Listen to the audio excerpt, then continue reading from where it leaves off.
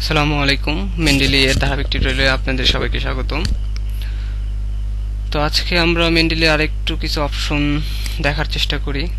যেমন মেন্ডেলি কিন্তু নিজেই একটা পিডিএফ রিডার হিসেবে কাজ করে এবং খুব ভালো একটা পিডিএফ রিডার। যেমন এরও পিডিএফ রিডার আছে, ফক্সিট পিডিএফ রিডার আছে, তেমনি মেন্ডেলি দিয়েও আমরা পিডিএফ কোনো ফাইল, ওয়ার্ড ফাইলও রিড করতে পারবো। সাপোজ ধরুন আমরা এই পেপারটা,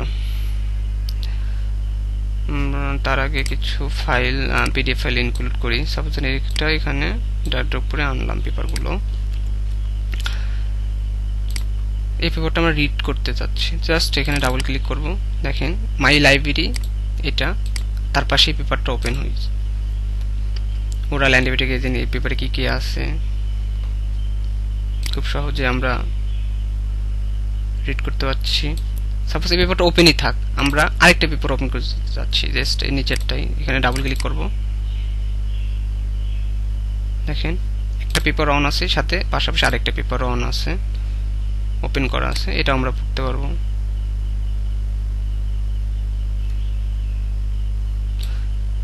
আরেকটা পেপার ওপেন করতে যাচ্ছি,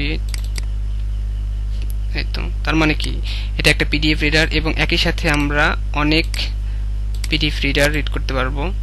অর্থাৎ এটা ফক্সিট রিডারে যেমন পাশাপাশি একটার পরে নিউ ট্যাব, বা ওয়ার্ডেও একটার পরে একটা নিউ ট্যাব ওপেন হয়, এটা পাশাপাশি ওয়েব পেজের মতো। যেমন ওয়েব পেজে আমরা নতুন প্রত্যেকটা পেজ পাশাপাশি এরকম ওপেন হয়ে আছে, মেন্ডেলি তো একটা পিডিএফ ফাইল যখন আমরা ওপেন করব, দেন একটার পরে একটা পাশাপাশি ওপেন হয়ে থাকবে। এখন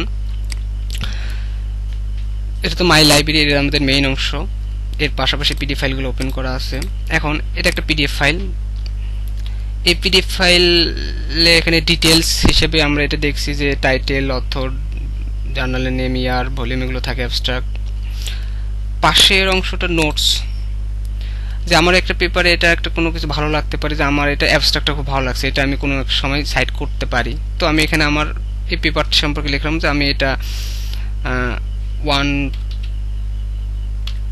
to import only abstract part। হ্যাঁ, আমরা এখানে নোট দিতে পারি, যেন আমাদের পরবর্তী কোনো কাজে আবার যদি ঢুকে আমার যেন নোট দেখে মনে পড়ে, ও এটা আমি এটা আমার অ্যাবস্ট্রাক্ট ভালো লাগছিল, তো অ্যাবস্ট্রাক্ট আমি নিতে চাই। তো অর্থাৎ নোটটা আর কি যেভাবে কাজ করে নোটের মতো। আরেকটা মজার একটা অপশন হচ্ছে কন্টেন্টস। এই একটা পেপারকে তারা একবারে ওভারভিউ ভাবে, এভাবে যেমন এটা একটা হেডলাইন, এটা একটা হেডলাইন সংক্ষেপে ভাগ করে দেবে। সাপোজ ধরুন এখানে আমরা কন্টেন্টসে যাই, অ্যাবস্ট্রাক্ট। সাপোজ ধরুন এখানে এতগুলো পার্টে সেই পিডিএফ ফাইলকে ভাগ করছে, যেমন ইনসুলিন সেন্সিটাইজার্স, এখানে আমরা যাইতে যাচ্ছি এই পিডিএফ ফাইলে। তো আমরা স্বাভাবিকভাবে কি করব, এভাবে এখানে ড্র্যাগ করে খুঁজবো না, যদি আমরা এখানেই ক্লিক করি সরাসরি আমাকে ওই পার্টে নিয়ে যাবে। এই যে ইনসুলিন সেন্সিটাইজার্স।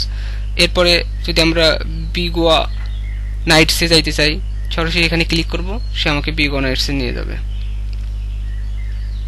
এই যে বিগোয়া নাইটস। দেখুন কত সহজে এই কন্টেন্টসটা আমাদের যে কোনো এই পেপারের মানে কত সেকশনে ভাগ করা আছে, পেপারের ইনস্ট্যান্ট ওই সেকশনে যাওয়ার জন্য সাহায্য করবে।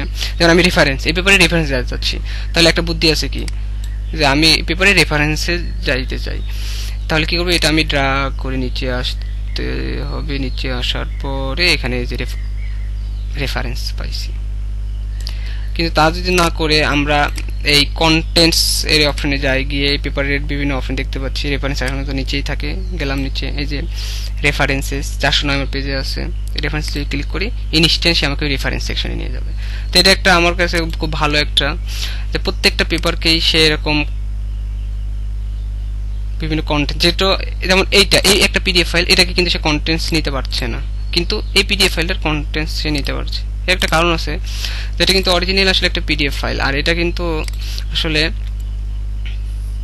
স্ক্যান করা একটা পিডিএফ ফাইল, সো এটাকে কিন্তু সে রিড করতে পারবে না।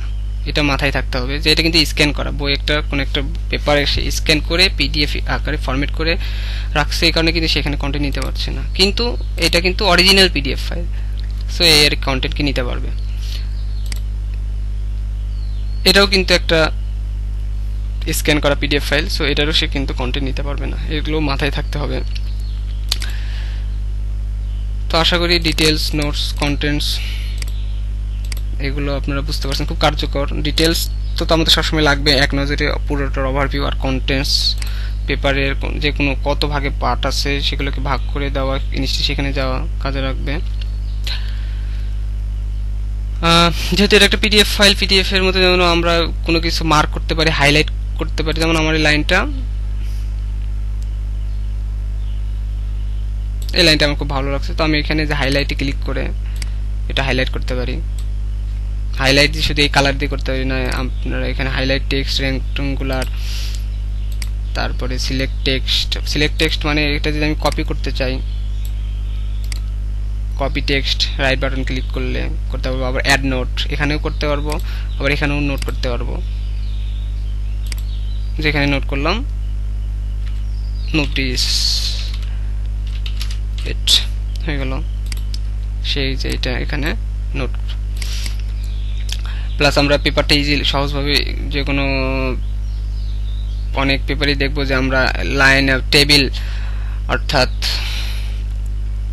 অনেক বড় বড় টেবিল আছে যেগুলো একটু ল্যান্ডস্কেপে দেওয়া, সেগুলো আমরা রোটেট করে আমাদের ভিডিও দেখতে পারি। দেখেন ইজিলি খুব সহজেই পেপারটাকে আমরা রোটেট করতে পারছি, জুম বড় করতে পারবো, ছোট করতে পারবো, ফুল স্ক্রিন করতে পারবো।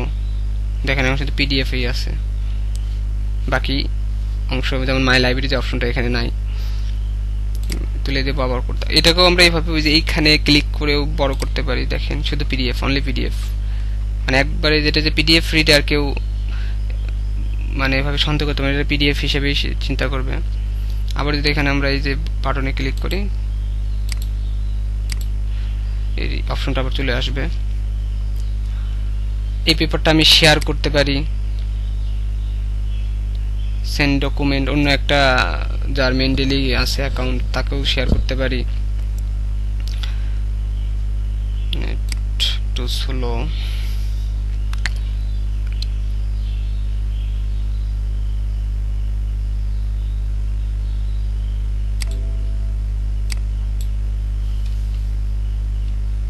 যে send this document by email, তার ইমেলটা আপনি লিখতে পারেন যে আমি চাচ্ছি suppose Shakib Hossain san.j01@gmail.com,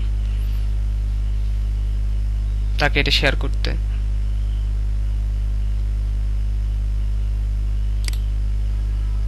send this document by email, অর্থাৎ আমরা একটা ইমেল অ্যাড্রেস লিখবো, লিখছিলাম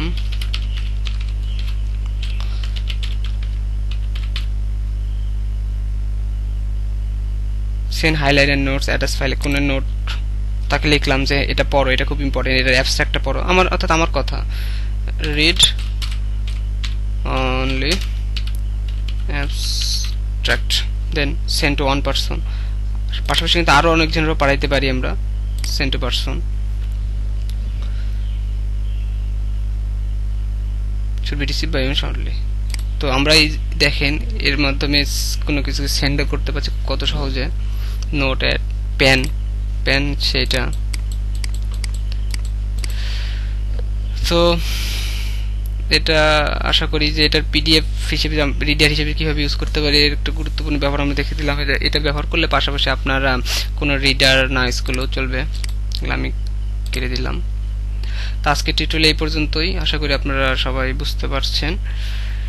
সবাই ভালো থাকবেন।